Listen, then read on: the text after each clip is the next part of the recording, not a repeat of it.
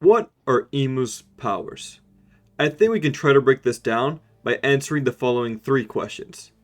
First, what will the conflict with Imu be about? Second, what foreshadowed details relate to Imu? Third, how does Imu connect to Luffy and his powers?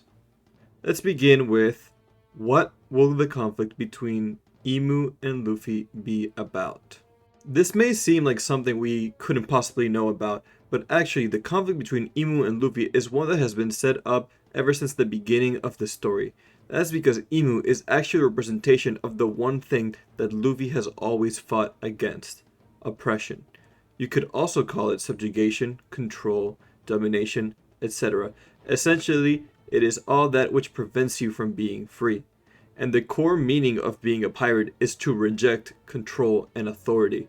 That is why I believe it's safe to say that Imu is the final antagonist of the story, since through arcs like Water 7, Enies Lobby, and Sabaody, we have been shown that the ultimate power and ultimate evil in the world is the world government. I think we can all agree, as Whitebeard foreshadows, that what the government fears the most is a war that will occur after the One Piece is found, and that a man will come carrying centuries of history upon his back, and that man will lay down the gauntlet in front of the entire world. That is the final conflict that Oda has promised, between the forces of freedom and the forces of authority and control, represented by Luffy, the agent of freedom, on one side, and Imu, the king who controls the world, on the other. A battle for the fate of the earth itself. And on that note, where else have we seen a battle for the fate of the earth? The earth will not lose. That was the entire conflict between the Shandians and the Skypeians throughout their last 400 years before the Straw Hats arrived. Skypeia is one of those arcs that we are constantly talking about as filled with rich foreshadowing and lore for the rest of the story. Most recently, we can point to it being the arc that foreshadowed for the first time the existence of the god of the sun, Nika.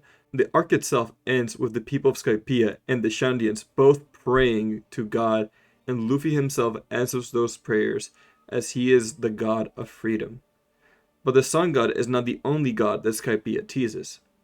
The god of the sun, the god of the rain, the god of the forest, and the god of the earth. In Skypeia, it's clear that the two most important are the god of the sun, which Luffy represents, and the god of the earth, which is, again, what the Shandians and Skypeians have been fighting over for hundreds of years. Of course, many point to the parallel between characters like Enel, Dofi, and Imu, who are those villains who essentially invoke divinity even though we know are tyrants. Enel is literally referred to as God, Doflamingo is a fallen celestial dragon, who is the personification of evil in the underworld, essentially Satan in a way, whilst Imu is the king of those who are the gods of the earth.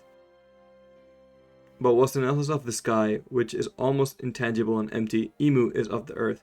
He likely does recognize its value, but believes that only he is worthy of ruling it all. Earth is given importance from the very beginning of the arc, where they state that they worship it as Verth or Vars, depending on your translation, all the way through the end, where we get the conclusion that the earth refuses no one. It does not belong to one group, and it certainly does not belong to one person. But yet there is one person who controls the whole earth, which is why I believe that we can expect Imu's Devil Fruit power to be the human fruit model earth god. As to what the name of this earth god is, I'm not sure, but one line of reasoning people have used is from when we meet this group of 5 children mermaids who have names ranging from Ichika to Yonka and Yonka 2 apparently. These of course are named after the Japanese numbers, and there could be something to it because the end of the words ka could refer to the first half of the word kami, which refers to God in Japanese. I'm not so certain, and my own personal guess is that the name of the earth god would be Taph, since this god's temple was built in Green City, Ermalu, and Alabasta, and was introduced at the same time as the poneglyphs. Knowing Oda, by this point he would already have some general idea for how the history hidden in the poneglyphs would play out, and I'm considering that he could have dropped this hint. But I won't die on the hill of which exact name the fruit will have. 2 small details that connect Imu to the earth is that their name is the opposite of Umi, which means sea.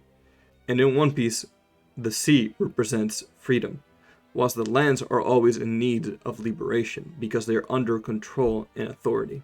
The other detail is simply the fact that Imu lives in Pangaea Castle, and when we are revealed that they are the king of the earth, we see them come from the Garden of Flowers. This is why before we knew about these whole Zone God shenanigans, I'd believed that Imu would simply have the Earth Logia. However, now that Luffy has the power of a god, it would seem kind of a miss not to have Imu have the same powers. So, we may know the name of Imu's Devil Fruit, but if Imu did have the Earth God Fruit, what could they do with it? First and most obvious would be geokinesis, perhaps some sort of combination between Shiki and Pika's ability. But, and this is important to mention, the Sun God Fruit doesn't really seem to have much to do with fire itself, at least as far as we know. So perhaps it's more similar to the Nika Fruit, and it gives you some sort of base paramecia ability, like say being indestructible or made out of metal or something. That part is really hard to figure out in my opinion, and actually I think that it's easier to try to figure out what Imu's awakening would be. In my opinion, the most likely awakening for Imu would be to go from geokinesis to telekinesis. You see, the reason why the Sun God Fruit is perfect for Luffy is because it allows the user to be as free as they want. However, the Earth God Fruit would likely represent the opposite, control and oppression through Imu, which would likely give the user the ability to control the movements of people, therefore removing their freedom. This could also be done through mind control or something, but telekinesis seems like something that would look much better in manga. Therefore, what we would have is the freest person in the world versus the person in the world who can rip freedom away from anyone. And that, as we discussed in the first part of this video, is what this whole conflict is about. Pirates versus the world government. Freedom versus authority. The king of the pirates versus the king of the world. And yeah, that's my theory on what Imu's Devil Fruit power is. I believe that they will have the Earth God Fruit, Model Taph perhaps, Model Ichika perhaps, who knows. If there's anything you'd wish to add to the video or anything you wish to contradict, please comment down in the sections below. I'd be happy to talk with you there. Yeah, thank you for watching the video. Please comment, like, and subscribe if you want more. And I'll see you on the next one with a review of the next chapter. See ya!